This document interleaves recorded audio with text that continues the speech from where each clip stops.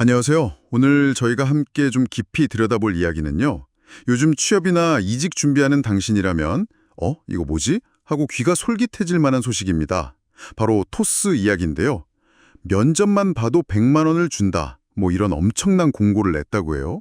그리고 또 실제 토스에서 일하는 분들은 어떻게 느끼는지 그 생생한 경험담까지 한번 파헤쳐 보려고 합니다. 네, 그 100만 원 공고는 저도 보고 깜짝 놀랐습니다. 그렇죠. 저희가 오늘 아시아 경제 기사하고 또 유튜브 채널 원티드에 올라온 토스 재직자 인터뷰 영상을 가져왔거든요. 이걸 통해서 요즘 기업들이 인재를 어떻게 찾고 있는지 또 어떤 점을 중요하게 생각하는지 그래서 당신이 뭘 준비하면 좋을지 아주 실질적인 정보 위주로 한번 파헤쳐 보겠습니다. 네, 기대됩니다. 자, 그럼 먼저 토스 채용 소식부터 좀 볼까요? 이게 커머스랑 광고 사업을 확장하려고 무려 1000명 이상, 대규모 채용을 진행 중이래요. 서버 개발자나 머신러닝 엔지니어 같은 핵심 기술 인력들을 막 찾고 있고요. 1000명이면 정말 대규모네요. 네. 근데 진짜 제일 눈에 띄는 건 역시 그 1차 직무 면접 참여자 전원에게 현금 100만 원을 준다는 거. 이게 네, 이전에도 추첨으로 준 적은 있었다고 들었는데 전원 지급은 처음이라고 하더라고요. 맞아요. 지원자의 시간이나 노력을 그만큼 존중한다? 뭐 이런 뜻이겠죠? 그렇죠. 그런 메시지가 강하게 느껴지죠. 게다가 회사가 최근에 첫 연간 흑자도 내고 IPO, 그러니까 기업 공개해서 주식시장 상장하는 거요. 그것도 준비 중이라면서 이번 대규모 확장이 어쩌면 마지막 성장 기회일 수 있다. 이렇게 지원을 막 독려하고 있더라고요. 오늘로만 인재를 유인한다기보다는 좀 더 복합적인 의미가 있는 것 같아요.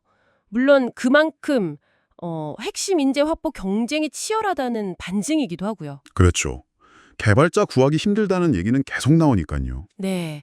근데 동시에 지원자의 시간이라는 자원에다가 금전적인 가치를 매긴다는 점에서 이 채용 시장에 실어온 어떤 기준 같은 걸 제시하는 것 같기도 해요. 어쩌면 지원자 스스로도 내 시간을 투자할 만한 가치가 있는 회사인가? 이걸 좀 더 진지하게 생각하게 만드는 그런 효과도 있을 것 같고요. 약간 필터링 효과 같은 거네요. 자신 있는 인재들을 미리 좀 알아본달까? 네, 그런 측면도 충분히 생각해 볼 수 있죠. 지원자 경험을 굉장히 중시하는 모습으로도 보이고요. 그렇군요. 근데 또 흥미로운 점은 말이죠. 외부에서는 토스하면 보통 워라벨.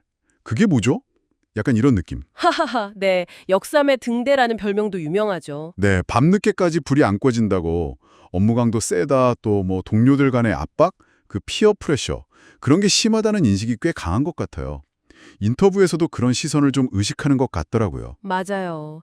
근데 이제 실제 근무자들 이야기는 또 좀 다르다는 게 포인트죠. 의외로 사람들이 생각보다 따뜻하다. 심리적으로 안정감을 주면서도 성장을 위한 방향을 제시해준다. 뭐 이런 말들을 하거든요. 아, 정말요? 그냥 뭐 힘내라 이런 위로가 아니고요. 네, 그게 아니라 정말 근본적인 성찰을 돕는 그런 피드백 경험들이 공유되더라고요. 오, 예를 들면 어떤 게 있었나요? 네, 인터뷰에서 한 분이 자기가 좀 부족한 점을 지적받을 각오하고 시니어한테 질문을 던졌는데 오히려 왜 그런 생각을 했는지 더 깊게 파고들면서 성장의 계기를 마련해줘서 감명받았다 이런 이야기가 있었고요. 와, 그건 진짜 좋은 경험이네요. 그렇죠. 또 다른 분은 다른 팀에 좀 민감할 수 있는 피드백을 줘야 해서 긴장했는데 상대방이 오히려 질문해줘서 너무 고맙다. 그 문제 나도 공감한다. 이렇게 반응해서 그 뒤로는 질문하는 것 자체에 대한 두려움이 싹 사라졌다고 해요. 아하, 그런 경험들이 쌓여서 결국 그 조직의 문화라는 걸 만드는 거군요. 바로 그거죠. 이런 경험담들을 쭉 들어보면 토스가 어떤 인재를 원하는지가 좀 더 명확하게 보이는 것 같아요. 단순히 뭐 시키는 일 잘하는 사람? 이걸 넘어서서요.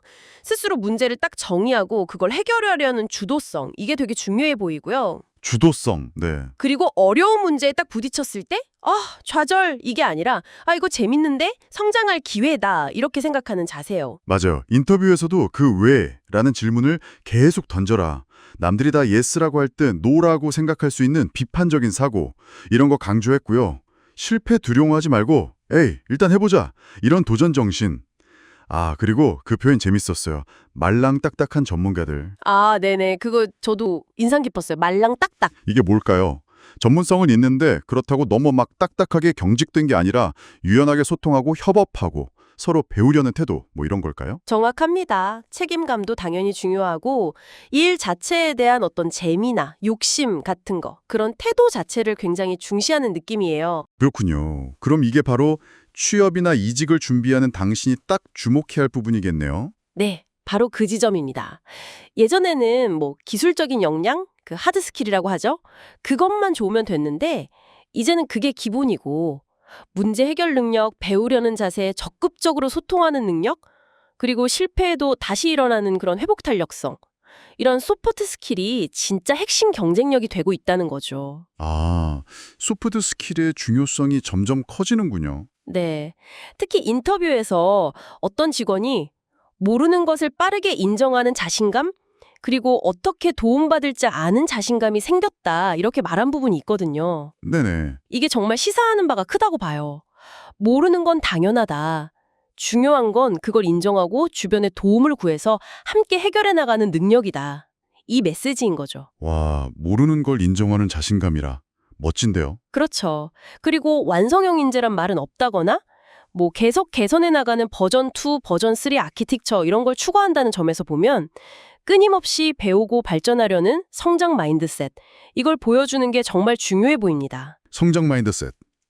결국 토스의 그 파격적인 100만 원 면접비 정책도 단순히 돈으로 사람을 모으는 걸 넘어서 이런 빠르고 주도적이고 또 함께 성장하는 토스만의 문화에 잘 맞는 사람들을 처음부터 효과적으로 찾으려는 굉장히 잘 설계된 전략일 수도 있겠네요. 네, 충분히 그렇게 해석할 수 있습니다. 그 문화에 맞는 사람을 끌어들이려는 의도가 분명히 담겨 있다고 봐야죠. 그렇다면 만약 당신이 이런 토스 같은 문화에 좀 끌린다, 매력을 느낀다 하시면 면접 과정에서부터 방금 이야기 나눈 이런 주도성이나 성장 마인드셋, 소통 능력 같은 점들을 자신의 경험과 잘 연결해서 보여주는 게 아주 중요하겠어요. 네, 결정적인 포인트가 될 수 있을 겁니다. 자, 오늘 저희는 토스의 채용 소식과 재직자 인터뷰를 통해서 기업들이 요즘 어떤 방식으로 인재를 찾고 또 어떤 자질들을 중요하게 생각하는지 그 변화의 흐름을 한번 짚어봤습니다. 파격적인 조건 이면에는 그만큼 치열한 인재 경쟁이 있고 동시에 기업 고유의 문화에 딱 맞는 사람을 찾으려는 아주 섬세한 노력이 숨어 있다는 점, 그리고 기술적인 역량만큼이나 어쩌면 그 이상으로 일하는 태도, 성장 가능성, 소통 능력 같은 것들이 중요해지고 있다는 점을 꼭 기억하시면 좋겠습니다. 네. 자, 그럼 마지막으로 당신에게 이런 질문을 한번 던져보고 싶습니다. 토스와 같은 기업들이 이렇게 채용 방식이나 조직 문화를 계속해서 혁신해 나가고 있잖아요.